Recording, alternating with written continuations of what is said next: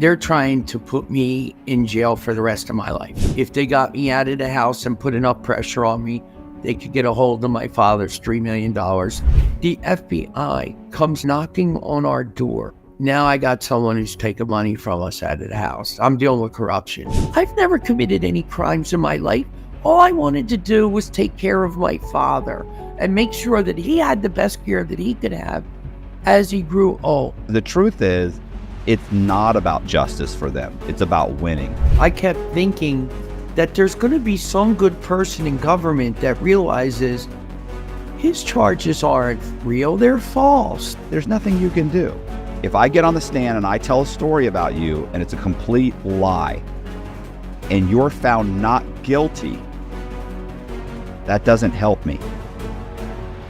But if I get on the stand and I lie about you and you're found guilty, that does help me. That's terrifying. Yeah, that's the way the justice system works, though. So we're back with Bill OHanlon. Hi, Mr. Cox. And we did a video, which I'm going to link at the end of this video on Bill's case. But can you sum it up in a couple minutes, you think? I sure can. It's okay. My brother-in-law, Jim Noller, wanted my father's money. And I'd started a little business out of my father's basement and moved in with my father, my wife and I, to take care of him. We got in the way because he wanted to put him into assisted living. And my father was saying, please don't let them do that. So they attacked my business to get me out of the house. He happens to be in a position where he can do that because he works for who? He's a captain with the New Jersey State Police. Right. So for him to make a phone call to the FBI and start an investigation wasn't that difficult. And what's so funny, and here's the interesting part about it, is that, hearing the story the first time, well, first of all, if you've never been involved with law enforcement and if all you've ever done is watch Law and Order, and you think right. that all law enforcement is, they're uncorruptible and they're all good people and there are no conspiracies and they don't target anyone, they wouldn't do that. Like, if you're a regular citizen watching this, you believe that. So, but then having gone through multiple cases, writing multiple stories, really looking into it, I realize that it's not difficult to fabricate, a case against someone, and that there very often are investigations that are led or started by just out of spite or people being vindictive. Like, you'll sit there and see one thing that's absolutely egregious and nobody's ever prosecuted. And then you see somebody else who's doing something that's like, you're like, okay, well, that's just normal kind of business. Like, I don't understand why that's wrong. And that next thing you know, that person has got a task force put together. They investigated for 18 months and then they file charges, and you're like, and listen, very often if they put together an investigation and they spend a year on it or 6 months on it, right, at that point, almost never. I'd love to know what the statistic is where they investigate somebody and come back and say, I don't think he's doing anything wrong. At that point, I thought they were going to do that. Right, at 90, I bet you the statistic is outrageously high where they investigate somebody and they just find something. Like, they find something. They have to find something to justify, what have you guys been doing for the past 8 months or 18 months or 6 months? You better charge him with something. What if he really wasn't doing anything? Like, I know guys who ran pain clinics that weren't doing anything, and they ended up getting charged. It's like, I wasn't doing anything. Well, and they then the government came in, indicted them, put them on trial, said they were running a pill mill, right? Fabricated evidence, lost evidence that would have proved that they weren't running a pill mill. Exonerated. Arrest a bunch of drug addicts, and then get them to say that they've bought pills there and that it's a pill mill. Right. They'll lie about anything. Right. Next thing you know, they've fabricated a case. Why? Because we investigated them for 18 months and we needed to charge them with something, because otherwise we're just pissing away money. They don't want to be involved in that. They'd rather just grab some. And then they think, well, they'll plead guilty and they'll get a few years. Well, then when they don't plead guilty and they go to trial, they get 15 years. Oh, my God. Right. So I've seen that happen over and over and over again. But I'm coming out with this before my trial. right. I'm No, I'm showing. saying it's very. So that's why when you go over your case, I can see how things have been manipulated. You know, I can see how there's a manipulation there, where I can see how this captain making complaints, getting the FBI involved, the FBI coming in, them suddenly saying, "Hey, let's do an investigation," and then them saying, "Hey, how do we prove that this is a scam?" without ever really considering it's not a scam. Right. So I know that happens a lot. Not always, but it doesn't need to be always. One time is too many. So anyway, so that's why The problem is we used to let them get away with this with like people in the mafia because we're thinking, wow, they did something wrong. But now they're doing it but now they're doing it to innocent people. And I think that's why I'm speaking up, because I'm hoping that other people will come out and say, wait a minute, because there's no attorney that'll let you talk about your case beforehand. They'll say, no, don't say a word. Everyone's in hiding. Everyone's scared. And what I'm saying is this has to stop. This has to stop. This is wrong. And in my case in particular, it's about money. It's about my father's money. Again, there were a couple of companies involved. I can't get into all of it because it's too complex. Because I went on and lived my life.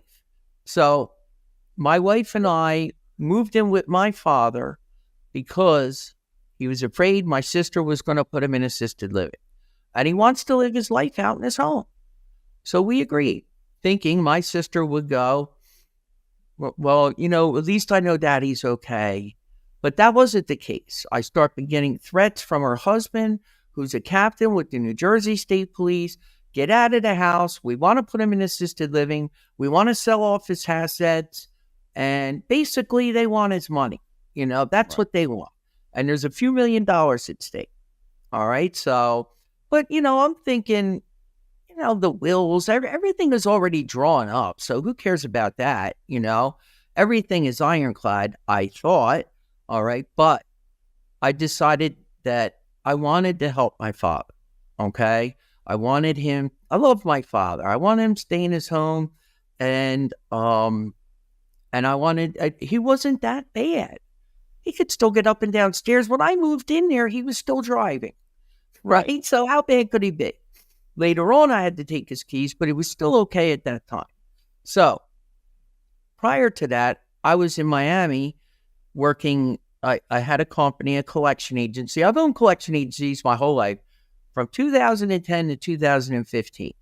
All right. And what I'm doing is I'm helping people get money back from fraudsters in the timeshare industry, both from the resort and on the resale and rental market. All right. These majority of the clientele are senior citizens. So they get calls from a fraudster that say they have a buyer for their timeshare. And if they pay them $5,000 in 180 days, they will have a check for $50,000. They have them pay by credit card, and then they take them outside the dispute period on the credit card. So the customer never has any recourse. I know how to go back 7 years with fraud, okay, and get the customer back their money, and we get a 50% commission. So I had done this myself from 2010 to 2015. I was single still back then. I was living in South Beach, making a couple of grand a week, having a good time. And so I had to move from when my father called me, and a friend called me and said, you better check on your father. I saw him the other day and he didn't know who I was, and it's someone that he'd known for years. So I said, okay. So I came up and he tells me, I come up from Miami to Washington Township, New Jersey, and he tells me that my sister Susan and her husband, Jim Noller, are wanting him to go into assisted living, and they want to sell his house off. And he doesn't want to do it. So he asked me if I can stay and help him with the house because it's a beautiful home, 3,500 square foot estate type home, something he worked his whole life for. Home was paid off. So I said yes. All right. I still remember the day. It was the first week of February, 2016, because that's my sobriety date. I just celebrated 8 years of sobriety. And he said, get out of the house. He called me up, get out of the house. I'm going to kick my brother-in-law. And he says, get out of the house. We're going to kick your ass. We're going to drag you. You don't think I can have you arrested? And this began a whole series of threats of me to get out of my father's house. My father, not his father, my father. Okay. Right. So, of course, I'm like, no, I don't give a shit what you say. It's my dad. Get lost, you know. And I just never really had any respect for him.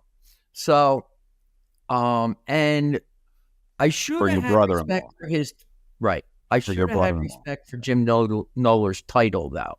That captain with the New Jersey State Police went a lot further than what I realized, because I knew him personally. So I never thought of him as professionally that way. Wait a minute. So that we don't have to go through the whole thing again, because I know there's a whole, but like we already have a video on that. What I'm wondering is that, so can we get to the point, like toward the end, they've indicted, they suddenly, you know, that your sister and her husband contacted the FBI. They get an investigation. They say you're ripping off old people. Right. They get an investigation started. They speak with the FBI several times. There's an investigation, and eventually the FBI shuts one of your businesses down. Well, right? No, they never shut down any business until just recently. No, they never did. What happened was, I'm working out of my father's basement. I hire a couple of people, and all of a sudden the FBI's investigating me. They crippled the business. Yes. Right? Okay. Yes. I understand. Absolutely. Technically you have to close, but they got your list of customers and wrote them all letters, which I've seen the letter I've seen the letter that the FBI wrote to all your customers. A slew of customers, thousands of customers saying, "Hey, we're investigating this person for fraud.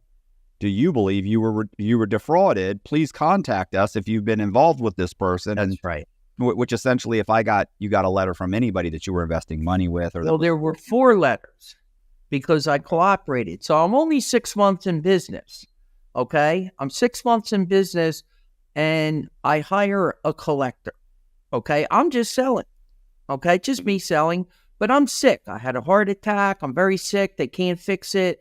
So I decided to hire, instead of doing sales and collections myself, like I did from 2010 to 2015, I hire a collector, Patsy Stevens. We call her PJ. All right. And I had about 30 new clients. And you got to remember, with these clients, they may have paid 10 times. So one client can have 10 collections. So I asked her to come on board. I trained her. This is what I need you to do. Just me and her. There's nobody else working there. I need you to, when she interviewed with me one day, she came back.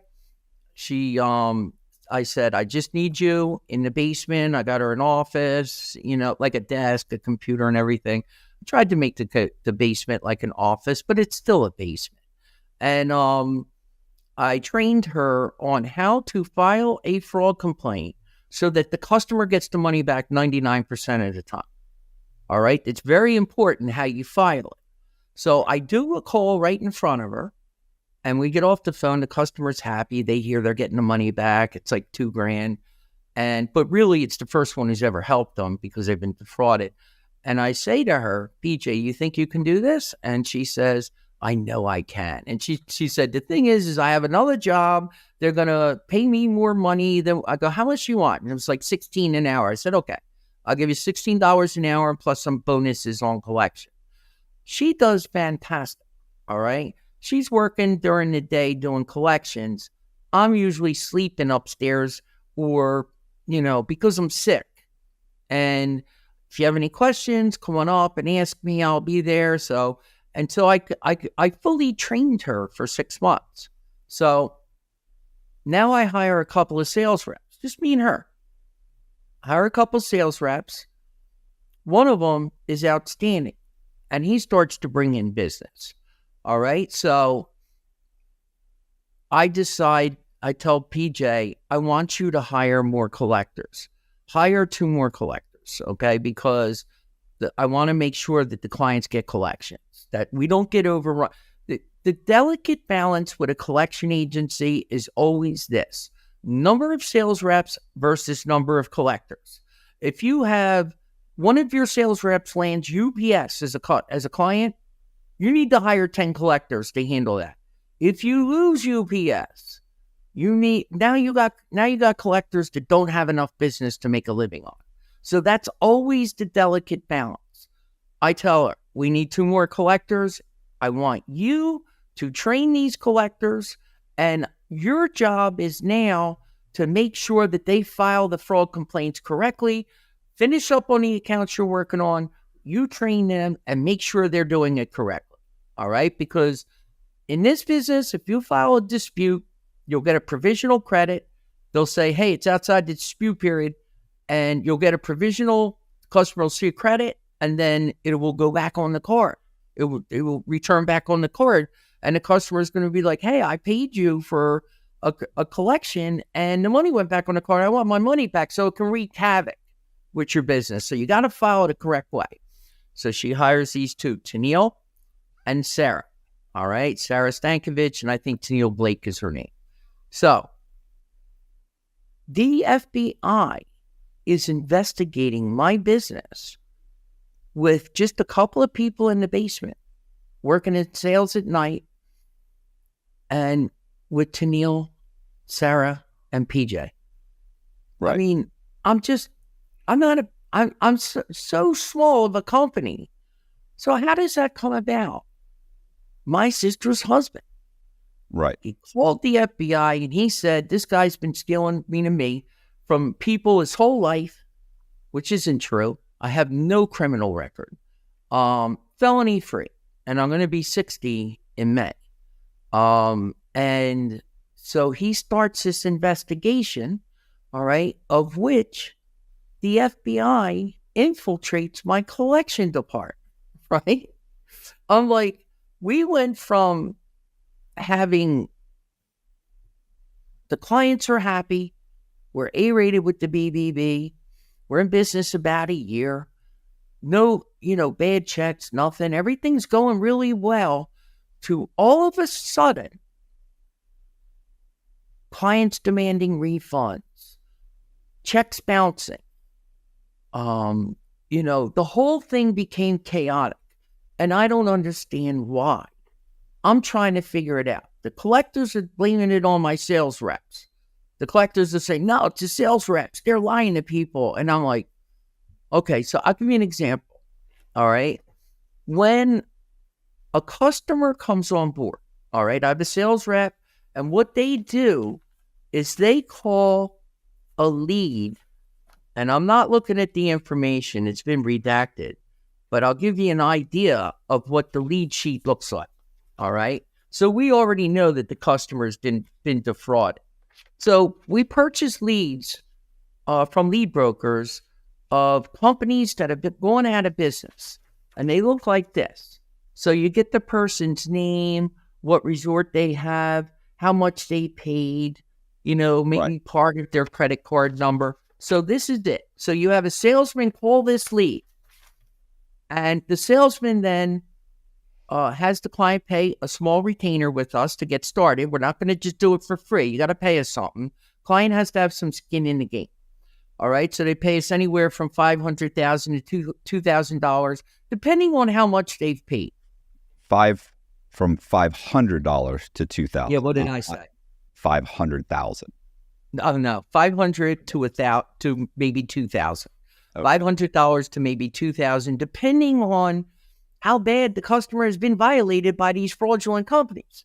So they come on board, they write it up, it goes to the sales manager who sends it over to customer service, and then customer service inputs it into the system, and then it gets assigned to collector. All right. Now, the collector's job is to help this customer get money back. Now, because we have one right here, 90% of our customers are in the plus with us in the first 30 days. We get them back this money right here and then. Then we order 7 years worth of credit card statements. They mail them into us and we find out all the fraud. Then we go back in and do another one and get paid on it and do another one. We don't do them all at once. We go one at a time. All right. Everything's going great.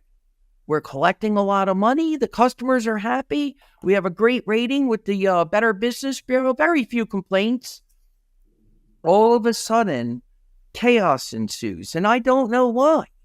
Why do we have all these bad checks? Why are customers reversing payments on a collection we did 6 months ago?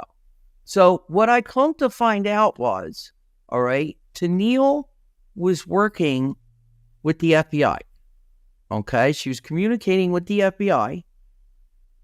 She told PJ, PJ's this lovely lady. PJ comes and tells me, Bill, I'm sick. She makes me think she's sick. I'm quitting.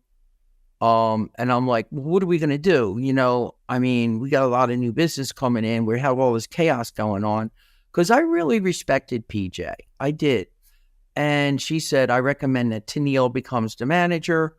Off PJ goes. I'm thinking she has cancer or something, right? This is what she said to me, like I'm sick. And I'm like, okay. So Tennille is now the collection manager. And remember, they're the ones that are supposed to oversee my collectors and make sure that these fraud complaints are filed correctly. Not disputes, but fraud complaints. And right. So now I hired another star collector.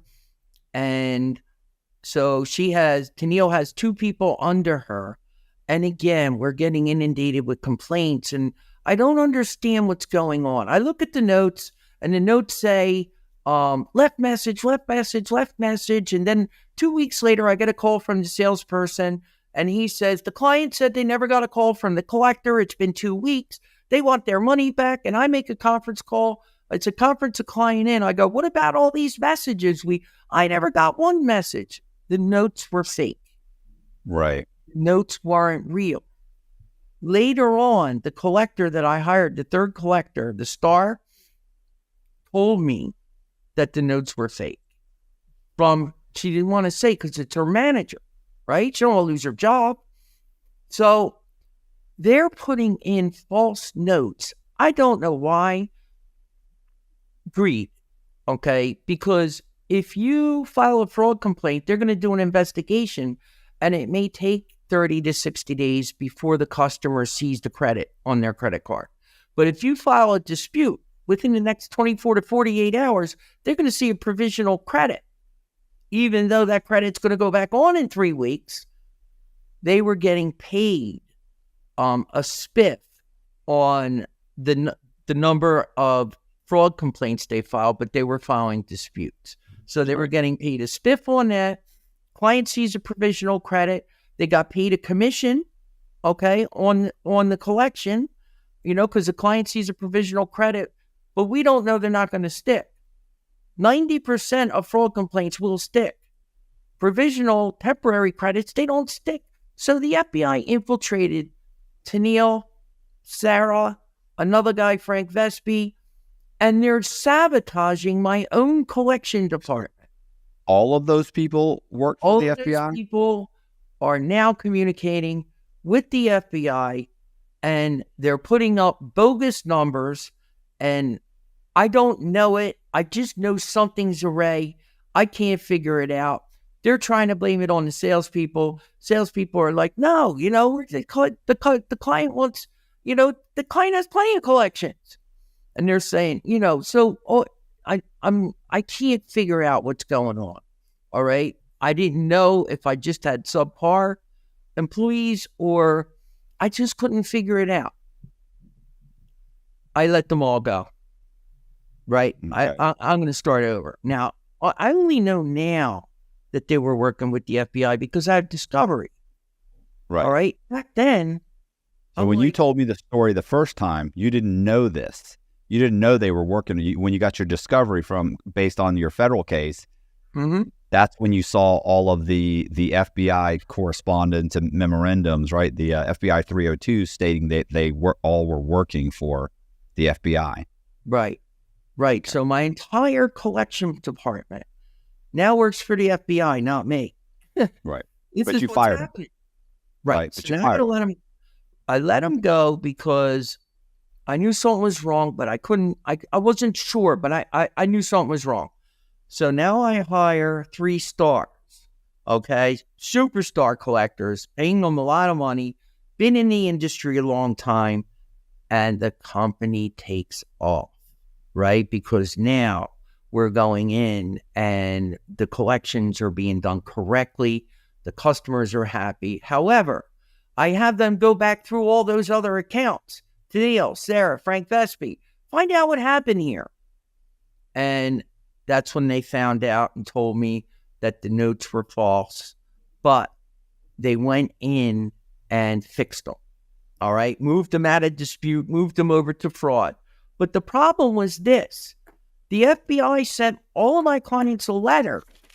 I'm only in business a year, now. I'm still in my dad's basement. And they send out this letter to all my customers. And they say, not just this letter, they sent out 4 letters. And they say they're investigating me for fraud. Now remember, these are customers who have already been defrauded. Not to talk to us, not to pay us. So they destroyed my clientele. So the FBI infiltrated my collection department, destroyed my collectors, and then they destroyed my clientele. All right. So we had $1.03 million in reverse checks. When we did a collection for someone, the customer would get paid first. They would get the money. We would get our 50% commission. And all of those checks that we did collections on, services rendered, the customers brought, the FBI trained the customer on what to do. They get this letter. They call them up. What do I do? Bring this letter into the bank. The bank will reverse the money. If the bank has any questions, tell them to call me. What? Over $1 million. So they destroyed my clientele, the FBI. They infiltrated my collection department. And the reason why they couldn't affect my new collectors is because, again, we're working in my father's basement, so they can't get at the collectors there. They did go to their house and try and knock on their door. Hey, we want to talk to you. They slammed the door in the face. They knew better. So they couldn't get at my new collection crew. Thank God. And I had 3 stars, and they were collecting like $150,000 a month. A lot of money. So I found out what Tennille, Sarah, PJ, and Frank did because the new collectors went through all the old accounts. But a lot of clients wouldn't even pick up the phone and talk to us because of the FBI letters. So in addition to that, the FBI is sending out subpoenas to my banks going, we're investigating him for fraud. We want a copy of his records. And I'm losing all my bank accounts. My bank accounts are being closed. So they destroyed my collection department, most important part of the company, and they destroyed my clientele. And I was offering a money-back guarantee. We couldn't help you collect money or whatever in 180 days. That's how confident we were in the collections. But if we couldn't help someone, we can back their upfront fee. We didn't care. We wanted to help people. But they found 15 people that weren't refunded. 15 out of thousands. So I fixed it. But, not only do I have this to contend with, okay? So I'm really not making any money. I could have made a nice living. It could have been nice, but when you have $1 million that's reversed out of your bank account, so I wasn't making $1 million a year. So, it's a lot of money to be reversed. And also I was told that the collectors, if a client would call in, they would tell them stop payment on the check. They turned against me and were working with the feds. So they didn't just not do the collection. They just sabotaged the money. So also the collections, the money that your company had been paid that was reversed it's not like that went into your bank account, right? Like you had already paid the collectors. That's right. So the money. So if you get a check back for your client for $50,000 and you've paid the collection agent $10,000 or $20,000, and then suddenly the $50,000 gets ripped back out of your account, right? You're in the whole $20,000. That's right. Because you can't go to your employee and say, hey, by the way, your last 2 months' salary, I'm going to need that back. Right. Exactly right. Exactly. They got 10%, the collection department, and the salespeople got 30%. Okay. So it was new business. The salesperson got 40% on the upfront fee, the retainer. And so, yes, you're right. So I took it back from the sales rep, but I couldn't take it back from the collectors because it was so vital of a department that what am I going to do if I don't have any collectors? I got all these salespeople working. I got no collectors now. So I had to make a decision to dump them all and hire the new ones. And thank God I did, because they saved my ass, these new collectors. They really did. I had no idea to the extent of what they were doing. I only know now from discovery. Right? Right. So what else? What was the next thing that happened? I mean, this is... All right. So I'm also Jim Knoller with the New Jersey AG. Okay. So I'm getting bombarded from the New Jersey AG, and they got a $10 million judgment against me and my company. They said that they mailed us a court date and we didn't show up. And in my absence, they came up with a $10 million judgment. Now, I told my attorney this, Lee Vartani's great attorney, and he said, look, if you don't reverse that judgment and you just let it go, you probably won't have any more trouble with the feds. And I'm like, what? What are you talking about? Yeah, I can't have a $10 million. I can never buy a house, a car. I mean, who has $10 million judgments against them? A couple months later, he got us in front of a judge, and 15 minutes later, the judge vacated the judgment, overturned it. And, of course, that doesn't get reported in the news. Okay. The only thing that gets reported in the news is the judgment that I got. All right. So plastered all over the news is the judgment, $10 million telemarketing scam and all this stuff. I have it overturned 60 days later, not peep one from anyone. Okay. So I have that.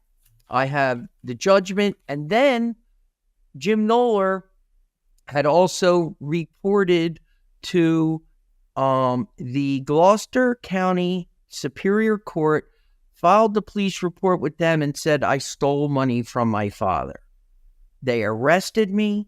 They put me in jail for 2 days. So he's got the feds on me. New Jersey AG. Now he gets me locked up. I'm locked up for a couple of days. Come out. This went on for 3 years. And 2 weeks ago, Jackie Caban, the prosecutor, I provided her with all the paperwork. Look, this isn't right. I was power of attorney, not them. She found that I was power of attorney and kicked it down to municipal court for dismissal. So I'm power of attorney over my father's affairs. She already depleted his bank account, sold the house. The whole thing was over an inheritance. And the whole thing was, let me call my friends at the feds. Okay? We'll get Billy's business out of there. But I kept fighting. You know me. I'm not going anywhere. We're not stealing from anybody. We're doing things the right way. Let's infiltrate his collection department. Let's get him tied up with the New Jersey AG, and let's get him arrested and put in jail. Run my name through the paper. Whatever you look up, it's unbelievable. So, all right. So once you get out of jail, I know you start the business up again or started another business. At That's some right. point, your sister gets power of attorney. They think they've gotten rid of you. You got problems with the state of New Jersey. They've got you. They're going to charge you, or they've already charged you. You're going to trial there. They got a $10 million judgment.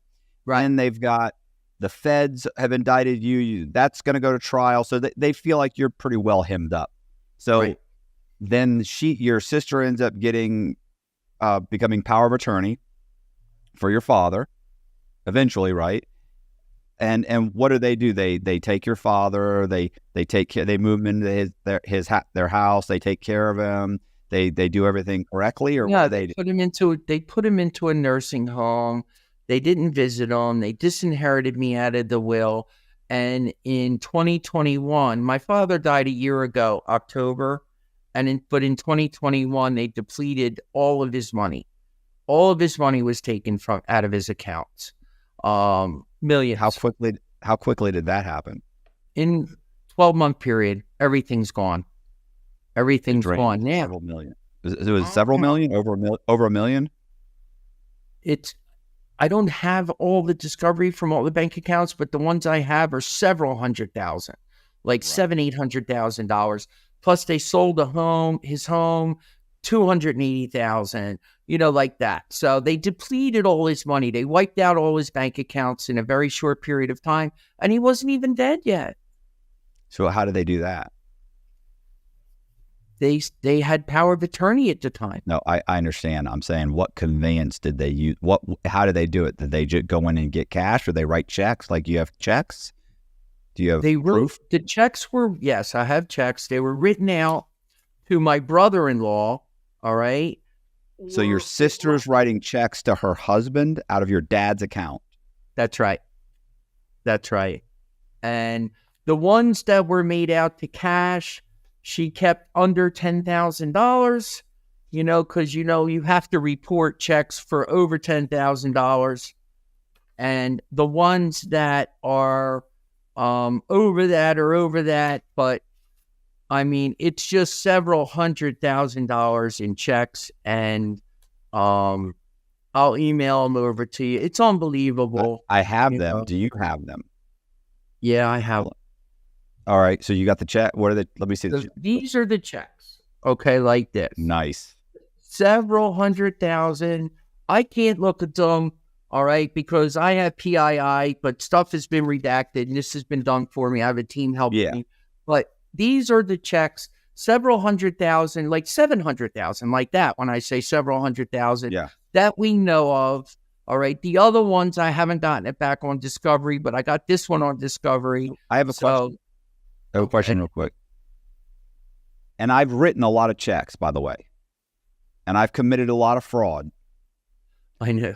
I can think of the only time I have ever written a check out for cash or to an individual for under $10,000 was because I was laundering fraud money. That's right. Illegally laundering fraud money. So, right. And the other thing is, what a lot of people don't realize is that there's something called structuring, where if you think, hey, even if you said, hey, I owe you $100,000, and you say, okay, can you do me a favor and write me, 11 checks for $9,000 a piece? Why don't you just write a check for $100,000? Why are you writing them for $9,000 a piece? Oh, well, I want them under the $10,000. It's the cash transaction report filing. Right. So I don't want it to look. It's an IRS thing, right? Right. So it's money laundering. It's basically you're laundering money so that it doesn't get reported. Like, there's no way that your sister can justify writing her husband a check, because she clearly doesn't have a problem writing him checks. She's written checks for $12,000, $25,000 directly to him. But there's certain amount of those checks, I understand. But a certain amount of that, every once in a while, they thought, let's go ahead and pull out $9,000 and not report it. Let's pull out $7,000. There's no reason not to pull. There's no reason for a regular citizen to have 5 or 6 or 8 checks for under $10,000 in cash. Like, where is he? Who buys anything in cash? That's right. The only reason is you're hiding it from the IRS, or you're hiding it from the federal government in some way, and you're stockpiling cash. That's right. That's what it is. They drained his entire accounts within 12 months.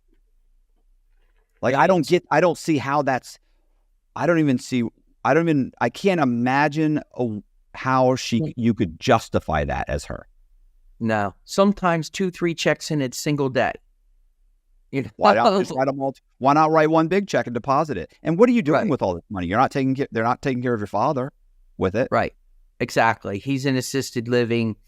And, so that's what this was all about. This was all about money. Everything. They destroyed my company because he has the connections to do it. Because I'm not, if we destroy Bill's company, he'll leave. He'll go back to Florida and we'll get daddy's money and everything will be fine. But I dug her heels in. If you get charged with fraud and convicted of fraud, even if you pled guilty, do you know what you're never going to win against them? Is a lawsuit. Because they're always going to be able to turn and say, Your Honor, my brother was convicted of fraud. He's defrauding old people out of money. And now he's suing us. My father disinherited him. He didn't want him to have anything, Your Honor. And the judge is going to be like, oh, you're a fraudster. I can't believe anything you say. Done. So there's a big benefit to getting you charged and convicted. There's a huge benefit. To be honest, even if you win, unfortunately, even if you win, there's still a huge benefit. Because they can always say, Your Honor, he's been charged with fraud.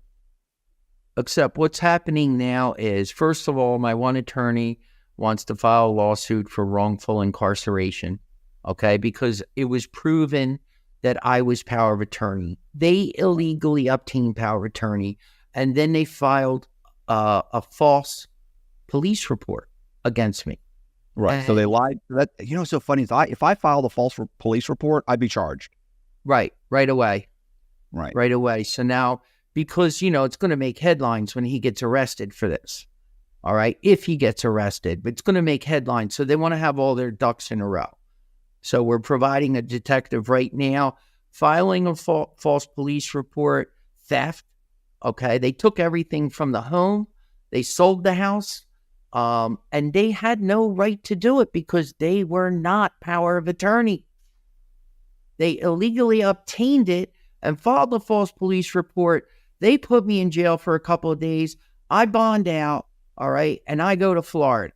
My dad's in assisted living. Now they put him in assisted living. They don't visit him.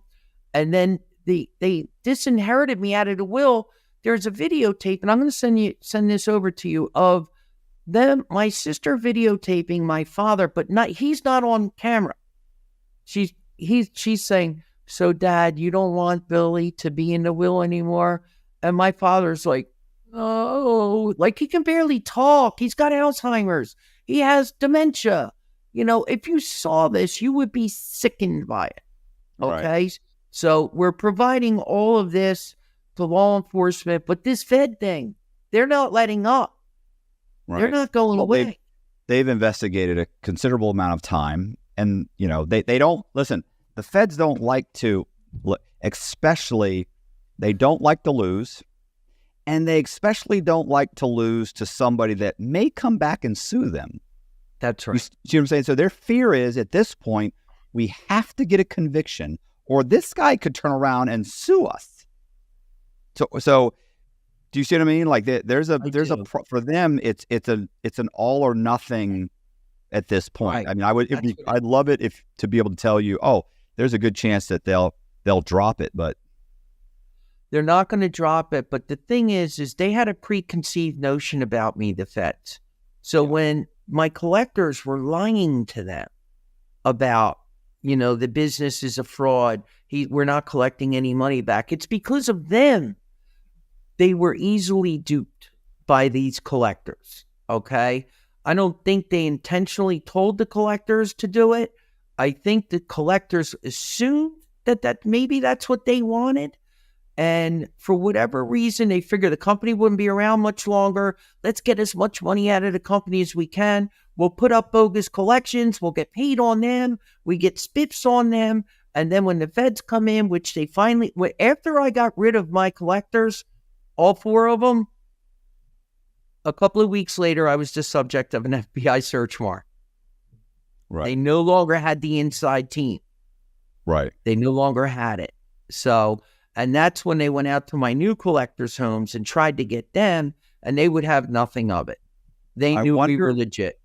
Right. I wonder what they had on the original collectors. Because people don't, normal people don't tend to go to the FBI and say, hey, I'd love to infiltrate this company here and get you a bunch of investigation. So they have to probably either have something, and here's something to consider too. Let's assume these people are all clean. Here's the other thing your lawyer may or may not want to consider. Like if he looks into them, and I'm sure at this point, he has to be petitioning for additional discovery to find out why these people were in there to begin with. They didn't do it on their own. Right. They had to be sent. So here's something that happens too sometimes. Sometimes you get somebody that's perfectly clean, that has never been in trouble, and they're willing to work as an informant. And they love these people, by the way, because you can put them on the stand and they say, I wasn't promised anything, but this person was doing something wrong and I wanted to help the authorities. That looks good. But you know what often the case is? That person knows someone who's incarcerated. And they want to help that. They want the feds to give them cooperation for them. Girlfriends do this a lot, by the way. Their baby's daddy is incarcerated for drugs. So what do? They go and work with the DEA or the FBI to bust people to get their boyfriend out of prison. Or a lot of times too is they'll pay them.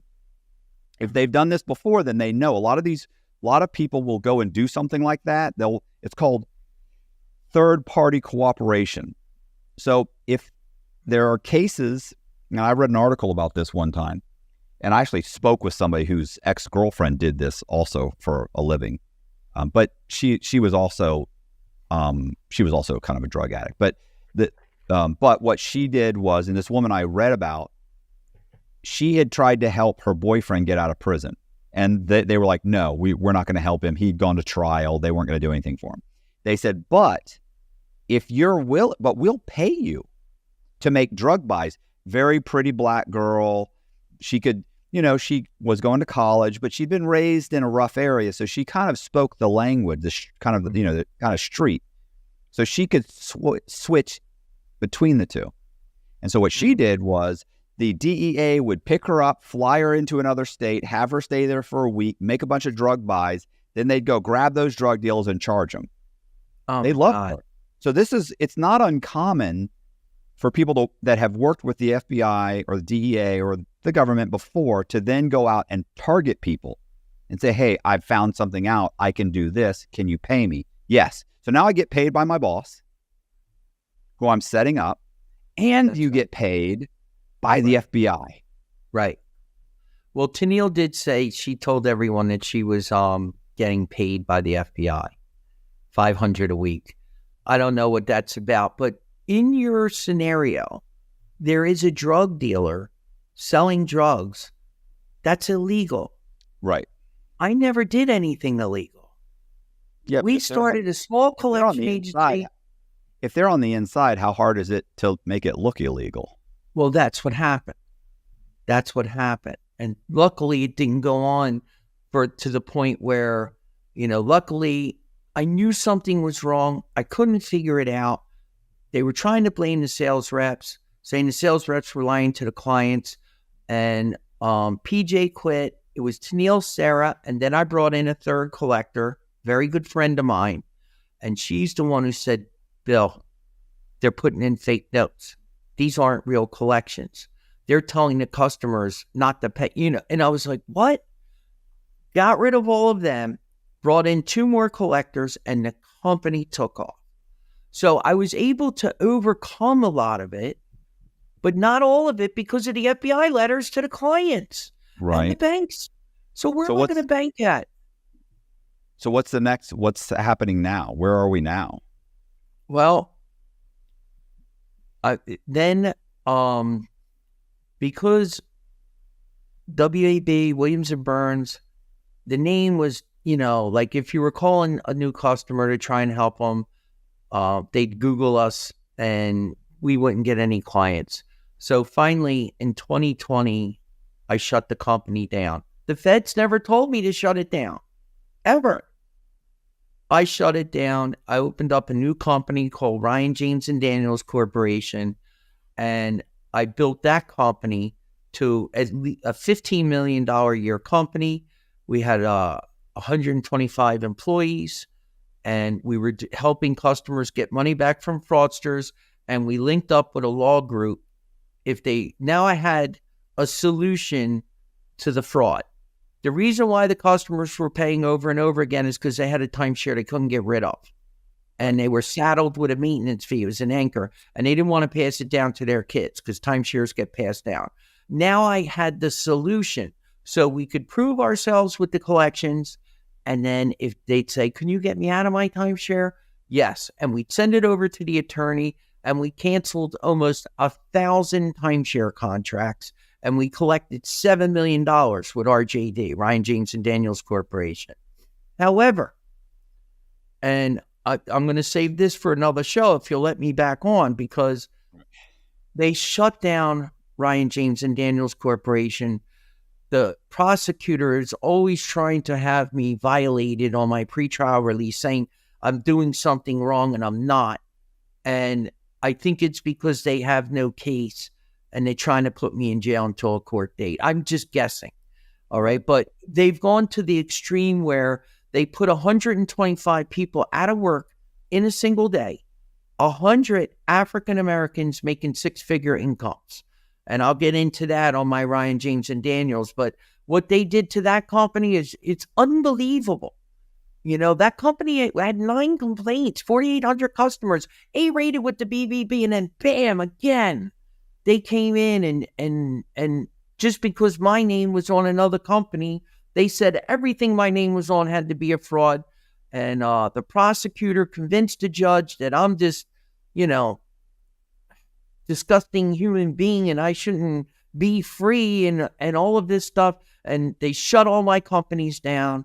And I'm gonna get into that another day. But what they did with WAB and Williams and Burns is I'm in my parents' basement, there's 5 of us working and the FBI has infiltrated my collection department, right?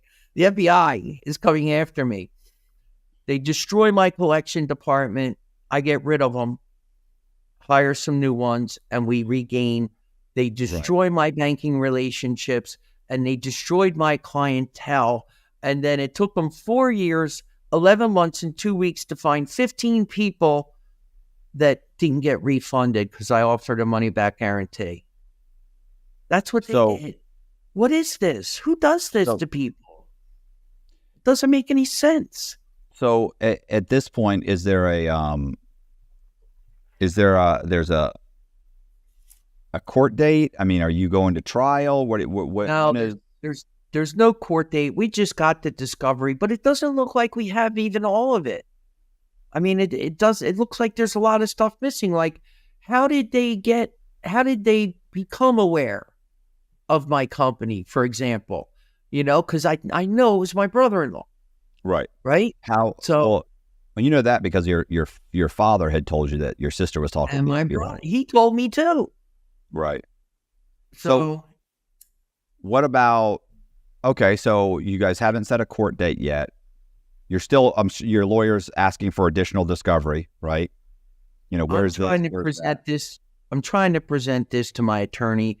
I put everything together. I've only had discovery for a few weeks. We're working on it night and day, and I'm presenting it to him to maybe file a motion to dismiss. How much discovery? How many pages of discovery? 150 pages. That's all the discovery they have. What? Hold on. How much is discovery? 850 pages. I'm so I was gonna say. Right. Yeah, 850 pages. Okay. Yeah, that's not a discovery. Especially if they're not explaining, how you came to their attention. How did they put these people in the collection? What was the situation with each one of these people that were in your in the collection department? Like, that's right. I mean, it's hard to believe that. I don't know what happened. PJ was the nicest person. Maybe she got sick. Maybe she did just get sick. This is her with me. This is after she's communicating with the FBI. What is this? Well, you said that the one girl. She said in discovery that I called her a fucking whore. I called, right? I mean, so I'm thinking, is this before or after? I called you. I don't talk to people that way. I mean, here's Frank, myself, and PJ at the Woodbury Country Club. Frank was given a talk about fraud, because I brought him on to help me with other law enforcement agencies to help me get money for my clients if there were other agencies that prosecuted the fraudsters. How can we get in on that? And I mean, these are my friends. This is us at the church function during Christmas. I mean, what are they doing here? You know what I did is did I show you this one, PJ, with my father? No, but I mean, you sent it to me. I saw the picture. I'm just saying that, I don't understand. Here's what I did. You see this? This is a picture of when Frank was giving a speech. He was the guest speaker at the Woodbury Country Club, and it was on fraud. I rented a limousine and took all my collectors and everything to go for additional education, on fraud, because you're collecting fraud for our customers. That's what you're doing. So I rented a limousine, and these people are smiling in my face and working with the FBI and filing, defrauding the customers and defrauding me, paying them on false collections. So, I mean, I don't understand it. I don't understand any of it, because even with that, I was still able to overcome them when I got them out of the business. And I brought in new people that didn't cooperate with the FBI because they knew we weren't a fraud. And then they couldn't get it then. And, and they hit me with the AG, which I won, which you'll never read about. And now, and most recently, the Gloucester County Superior Court kicked my case down to municipal court for dismissal. Right. And said I was power of attorney, not my sister. Now she's got to answer for everything that she did. I mean, you are assuming that they're going to file charges against a captain and his wife. That may or may not happen. I seriously doubt that. Look, these people protect their own. They don't care. They don't care. Have to do it. Right. Well, there has to be somebody in government that says, "This disgusts me. I don't want to see all law enforcement. I'm tired of turning my head." Because those people never get promoted. Listen, when you have a bunch of corrupt police officers, you have more good police officers than bad police officers. Do the good police officers tend to tell on the bad ones? No. No. Well, he's a brother police officer. Yeah, but he's ripping people off, or he's hurting people, or he's doing this, or he's selling drugs, or he's protecting drug dealers, or he's harming people. And I know, but it's a gang, man. They protect their own. You can't, nobody wants to be Serpico. Things go bad. There's so many crimes that people are committing crimes. Who goes after the FBI goes after someone working in his father's basement I didn't know that I was going to be able to have my heart fixed. They told me it wouldn't. I was dying. Why would they do that? Either they got broke off some of this money, something. There's something there, okay? Because there was so much money at stake that for them to continue on and then put Ryan, James, and Daniels Corporation out of business, and I'm going to get into you with that one, Mr. Cox, if you'll let me have one more. I think you were an easy target, And I think they had people all lining up to testify against you, and they had good credentials like your brother-in-law, and they could get somebody in there. And how hard is it to fabricate a case? It's not that difficult. Hey, I appreciate you guys watching. Also, please check out the description box. Please consider joining my Patreon. I really appreciate you guys watching. Hit the subscribe button, hit the bell, share the video, and I thank you very much. See ya.